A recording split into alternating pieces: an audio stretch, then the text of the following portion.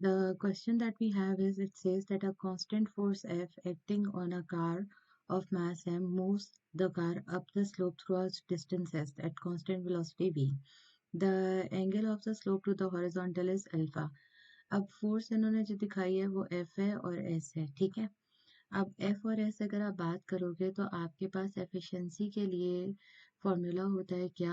आपकी एफिशिएंसी होती है output energy over input energy. आप इसको लिख सकते हो work output over work input as well, ठीक है।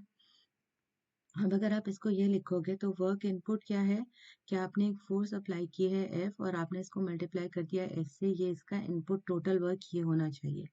लेकिन आपको पता है कि इसके ऊपर जो फोर्सेस एक्चुअली में कार पर एक्ट कर रही हैं वो इसका वेट है which is perpendicular to the horizontal, normal reaction है। और फिर आप क्या करोगे कि आप इन फोर्सेस को डिवाइड करोगे, आप यानी कि इनको इसके कंपोनेंट्स में तोड़ोगे। जब आप इसको इसके कंपोनेंट्स में तोड़ोगे तो आपको ये पता लगेगा कि ये एंगल आपका कौन सा है, अल्फा और वेट। तो ये जो अलोंग द अल्फा कंपोनेंट है this will become W cos alpha, and the one that is in front of the alpha ये आपके पास हो जाएगा W sin अल्फा, ठीक है।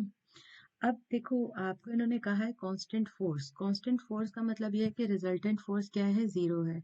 रिजल्टेंट फोर्स जीरो होने का मतलब कि ये अगर फोर्स आगे की तरफ F लग रही है तो it will be equals to W sin alpha, ठीक है। तो F is equals to W sin alpha के बराबर हो जाएगी। और अगर ये W sin अल्फा के बराबर हो गई है आपके पास तो W बराबर होता है किसके, mg sin अल्फा के। तो आपके पास क्या होगा, वर्क आउट जो हो जाएगा वो कितना हो जाएगा, आपका M G sine alpha into S, ठीक है। अब जब आप एफिशिएंसी की बात करोगे तो आप लिखोगे M G sine alpha S over F S.